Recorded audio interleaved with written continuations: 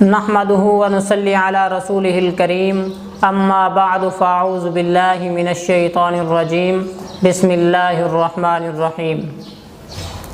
معزز ناظرین کرام، آج کے دور میں رشتوں کی بندش، رشتوں کی وجہ سے آپس میں لڑائی جھگڑے انتہائی عام ہو چکے ہیں، جس کی وجہ سے گھروں کے اندر موجود نوجوان بچیاں مایوس ہوتی جا رہی ہیں۔ ان کے حوالہ سے میں آپ احباب کو صرف ایک دن کا عمل بتانے لگا ہوں۔ کتنا؟ صرف ایک دن آپ نے یہ عمل کرنا ہے، اس کے بعد آپ کو انشاءاللہ کسی عمل کی ضرورت نہیں پیش آئے گی۔ آج کل ہوتا کیا ہے کہ گھروں کے اندر لڑکے لڑکیاں جوان ہیں، بچے بچیاں جوان ہیں، ان کے رشتے کے لیے والدین پریشان ہوتے ہیں، لیکن رشتے نہیں آتے۔ کبھی رشتے آتے ہیں تو آپس میں کسی نہ کسی وجہ سے لڑائی جھگڑا کر کے بات ختم ہو جاتی ہے، یا پھر کچھ دن بات بنتی نظر آتی ہے، پھر اچانک سے کسی ایک شخص کی وجہ سے گھر کے اندر ناچاکی شروع ہو جاتی ہے، رشتے کے بارے میں بحث مباحثہ شروع ہو جاتا ہے۔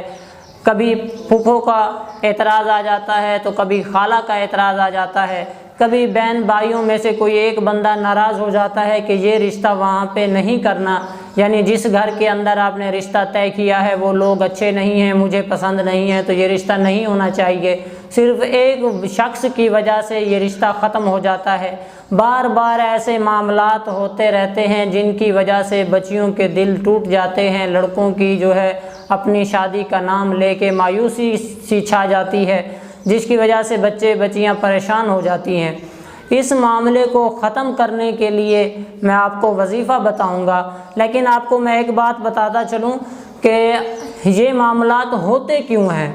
اس کی دو وجوہات ہو سکتی ہیں۔ ایک تو یہ کہ ہمارے گھر کے اندر نماز کی پابندی، قرآن کی تلاوت اور وضو وغیرہ کا اہتمام نہیں ہوتا، جس کی وجہ سے ہمارے گھروں کے اندر شیاطین جو ہیں وہ ڈیرا لگا لیتے ہیں، جنات جو ہیں وہ آ کے بیٹھ جاتے ہیں، جو ہمارے کاموں کے اندر رکاوٹیں ڈالنا شروع کر دیتے ہیں، ہمارے گھر آنے جانے والے لوگوں کا ذہن خراب کرنا شروع کر دیتے ہیں، وسوسے ڈالنا شروع کر دیتے ہیں۔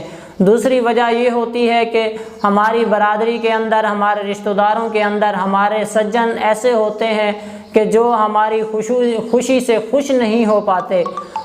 وہ لوگ کیا کرتے ہیں کہ اب اپنے کسی جاننے والے عامل کے پاس، کسی جو ہے 2 نمبر کام کرنے والوں کے پاس چلے جاتے ہیں اور ہمارے اوپر جادو کرا دیتے ہیں، جس کی وجہ سے گھر کے اندر یہ معاملات بننا شروع ہو جاتے ہیں۔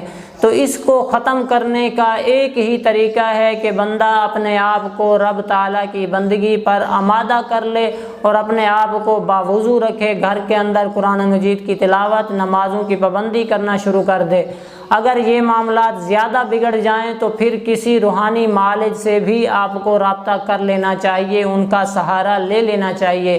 جب تک آپ کسی عامل کے پاس، کسی روحانی معالج کے پاس نہیں جاتے، تب تک میں آپ کو وظیفہ بتاتا ہوں، صرف ایک دن کا وظیفہ ہے، آپ نے وہ کرنا ہے، انشاءاللہ اس کے ساتھ آپ کے یہ معاملات ختم ہو جائیں گے، آپ کے اچھے رشتے بننا شروع ہو جائیں گے۔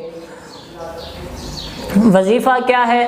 آپ نے صرف 3 مرتبہ اول آخر درود ابراہیمی پڑھنا ہے۔ جو ہم نماز کے اندر درود شریف پڑھتے ہیں وہی درود آپ نے 3 مرتبہ پڑھنا ہے۔ اس کے بعد آپ نے 41 مرتبہ سورہ اخلاص اور 41 مرتبہ پڑھنی ہے سورۃ فلق اور 41 مرتبہ پڑھنی ہے سورۃ ناس، یعنی کہ آخری 3 کل، سورۃ اخلاص، سورہ فلق اور سورۃ ناس، یہ 3 صورتیں آپ نے 41 مرتبہ پڑھ لینی ہیں۔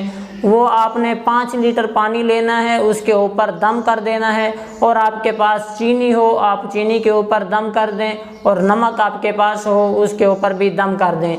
یہ 3 چیزیں آپ نے ان 3 صورتوں کے ساتھ دم کرنی ہیں۔ دم کرنے کے بعد یہ نمک اور چینی اپنے کھانوں کے اندر استعمال کرتے رہیں، بڑے چھوٹے، اپنے پرائے مہمان سب استعمال کر سکتے ہیں۔ اس کے بعد آپ نے جو پانی ہے وہ پینے کے لیے بھی استعمال کریں، اور گھروں کے اندر پاک کونوں کے اندر ان کے چھینٹے لگائیں، یعنی کہ گھروں کے اندر تھوڑا تھوڑا پانی کا چھڑکاؤ کر دیں کونوں کے اندر، کیونکہ پاؤں کے نیچے نہیں آنا چاہیے۔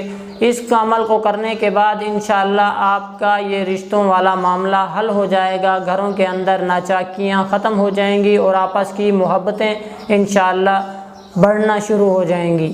آج کے لیے بس اتنا ہی، انشاءاللہ ملتے ہیں آئندہ ویڈیو میں۔ السلام علیکم ورحمۃ اللہ وبرکاتہ۔